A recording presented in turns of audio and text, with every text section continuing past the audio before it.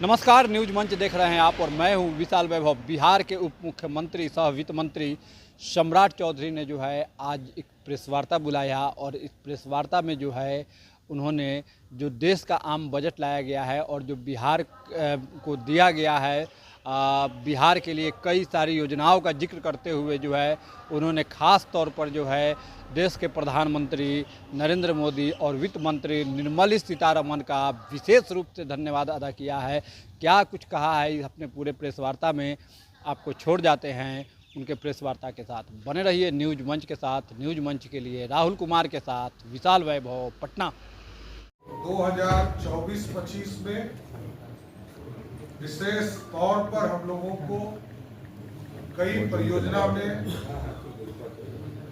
सहयोग करने का काम किया था और इस वर्ष भी 2025 और 26 के वित्तीय वर्ष में भी बिहार जैसे राज्य में कई महत्वपूर्ण फैसले लेने का काम देश के यशस्वी प्रधानमंत्री नरेंद्र मोदी जी ने किया। कई ग्रीन फील्ड एयरपोर्ट हमारे बनाने का निर्णय प्रधानमंत्री जी के द्वारा लिया गया। हम लोगों ने 3 ग्रीनफील्ड एयरपोर्ट राजगीर में, भागलपुर में और सोनपुर, ये 3 जगह के लिए उनसे विशेष तौर पर आग्रह किया था। मैं धन्यवाद देना चाहता हूं देश के यशस्वी प्रधानमंत्री जी को कि उन्होंने हमारी मांगों को, बिहार के मांगों को, आदरणीय मुख्यमंत्री नीतीश कुमार जी के मांगों पर विचार करने का काम किया। इसके साथ साथ कई हमारे बोर्ड, हमारे यहाँ देश में जो मखाना का उत्पादन होता है उसका लगभग 80% उत्पादन बिहार में होता है। इसके लिए बिहार में मखाना बोर्ड का निर्माण करने का निर्णय भारत सरकार ने लिया। इसके लिए इससे तेजी से आधुनिकता के साथ जो किसान इससे जुड़े हुए हैं उनको विकास के लिए यह बोर्ड काम करता है। इसके साथ साथ राष्ट्रीय खाद्य प्रौद्योगिकी संस्थान की भी स्थापना का निर्णय भारत सरकार ने लिया है। हम उसके लिए भी आदरणीय प्रधानमंत्री जी का विशेष तौर पर धन्यवाद देना। पश्चिमी कोसी नहर परियोजना विशेष तौर पर पिछले साल भी लगभग 11,500 करोड़ रुपया हम लोग को इरिगेशन में मिला था और इस बार भी विशेष तौर पर पश्चिमी कोसी नहर को स्ट्रेंथनिंग और पूरी व्यवस्था करने के लिए नहर परियोजना को, विकास की धारा को मिथिला के इलाके में बढ़ाने के लिए, जिससे कि लगभग 50,000 हेक्टेयर में सिंचाई और कृषि का काम हो सकेगा। ये सारे प्रस्ताव का काम किया। इसके साथ साथ इस वित्तीय वर्ष में 24-25 में जहां हमको केंद्रीय सहायता के तौर पर ब्याज मुक्त के तौर पर 50 साल के लिए 5500 करोड़ रुपया मिला था, बाद में उसको बढ़ाकर 8,000 करोड़ दिया गया। फिर हम लोगों ने विशेष तौर पर आग्रह किया तो वो 11,000 करोड़ दिया। इस बार प्रथम दृष्टिया ही देश की आदरणीय वित्त मंत्री जी ने 1.5 लाख करोड़ का बजट दिया है, जिसमें 15,000 करोड़ बिहार को प्राप्त हो पाएगा। इसकी व्यवस्था की गई। विद्युत क्षेत्र में सुधार के लिए विशेष तौर पर जो घरेलू उत्पाद है उसके लिए हमारे यहाँ ऋण उगाही की सुविधा प्राप्त होगी, जिसमें से बिहार जैसे राज्य को लगभग 4,000 से 5,000 करोड़ रुपया बिजली के सेक्टर में हमें प्राप्त होने की संभावना आगे चल रहा है। 15,000 करोड़ लगभग, कम से इससे अधिक। आपने जो प्रस्ताव दिए थे उसमें से कितने मान लिए गए? अभी हम लोगों ने आग्रह किया था, जैसे रक्सौल 2015 के पैकेज में ऑलरेडी और हम लोगों ने 3 प्रस्ताव भारत सरकार को दिए थे। राजगीर में ग्रीनफील्ड एयरपोर्ट, भागलपुर और सोनपुर, ये 3 जगह पर हमारा प्रस्ताव है। ये भारत सरकार इसको स्वीकृत। हाई डैम का ही प्रस्ताव आप लोगों ने दिया था क्या? उसमें कुछ हुआ है काफी क्या? प्रस्ताव दिए थे। हाई लेवल डैम नेपाल के साथ समझौता में विचाराधीन है, लेकिन इरिगेशन के सेक्टर में क्योंकि कोसी सबसे ज्यादा तबाही मचाने वाला नदी है उत्तर बिहार में, तो उसके ऊपर भारत सरकार ने सबसे ज्यादा काम पिछले साल भी लगभग 6200 करोड़ रुपया 6200 करोड़ रुपया राशि उपलब्ध कराया है, और इस बार भी पूरा इंफ्रास्ट्रक्चर बदलने के लिए सहमति दिया है। वित्त मंत्री जी, इस बार बिहार को कितना करोड़ मिला अगर टोटालिटी में देखें तो? देखिए, बिहार का विकास हो इस पर भारत सरकार चिंतित है, ये सबसे बड़ा। आपने 1.5 लाख करोड़ की मांग की थी, इसलिए पूछा जाए।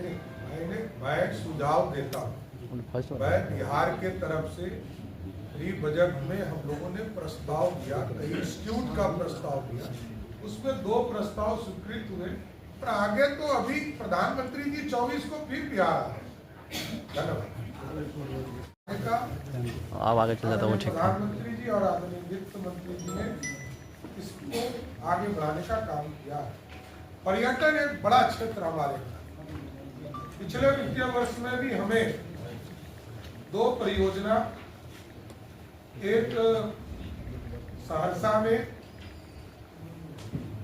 और दूसरा बोधगया में, इस परियोजना को हम लोगों की स्वीकृति दी गई। इस बार जो अनुमान है रामायण सर्किट, वैसे हम लोगों ने मां सीता के जन्म स्थान पर भव्य सीता मंदिर बनाने के लिए बिहार के लोकप्रिय मुख्यमंत्री जी ने अपने संसाधन से लगभग 75 करोड़ रुपया और 120 करोड़ रुपया जमीन अधिग्रहण के लिए लगभग 200 करोड़ से अधिक राशि खर्च की, और साथ ही साथ लवकुश का पार्क स्मारक के तौर पर वाल्मीकि नगर में बनाने के लिए लगभग 55 करोड़ रुपया की राशि हम लोगों ने राज्य सरकार से उपलब्ध कराया है। लेकिन मैं प्रधानमंत्री जी को फिर से विशेष तौर पर धन्यवाद देता हूं कि पर्यटन आधारित रोजगार बढ़ाने के लिए रामायण सर्किट और बौद्ध सर्किट के माध्यम से 20,000 करोड़ रुपये के निवेश के लिए बिहार सहित अन्य राज्यों को भी इसका लाभ मिल पाएगा। केंद्रीय करों में जो महत्वपूर्ण बिंदु है, केंद्रीय करों में राज्य के हिस्से में पिछले साल जो हम लोगों को बजट दिया गया था कि हम राशि उपलब्ध कराएंगे, वो था 1,25,000 करोड़, और आज ही वित्त मंत्री जी जब घोषणा कर रही थी तो इसी वित्तीय वर्ष में 4,000 करोड़ मेरा बढ़ गया 1,29,000 करोड़, और अगले वित्तीय वर्ष के लिए हमको 1,43,000, मतलब इस वित्तीय वर्ष में जो हमारा निर्धारण था उससे लगभग 18,000 रुपया अधिक अगले वित्तीय वर्ष के लिए मिलने का काम आदरणीय प्रधानमंत्री जी और आदरणीय वित्त मंत्री जी देने का काम करेंगे।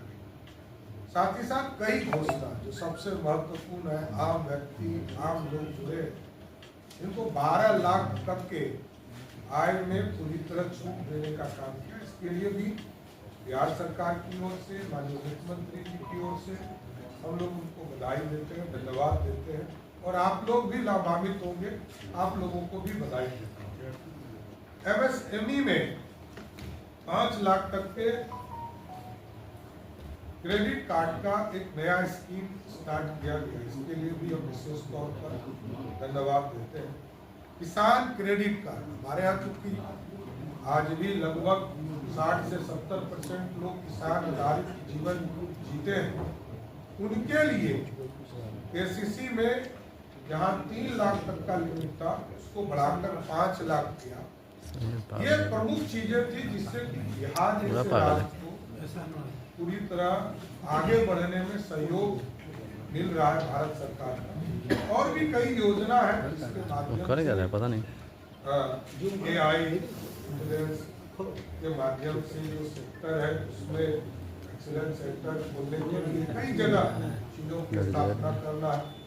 देश भर में 200 कैंसर केयर सेंटर बनने हैं। तो ये हमारे यहाँ भी तो कई चीजें हैं कि श्रम ये आदमी का जनावर है यार। होगा, खिलौना उद्योग को ग्लोबल बनाने के लिए भारत कैसे हब बनेगा, उन चीजों को भी प्रमुखता से रखा गया है।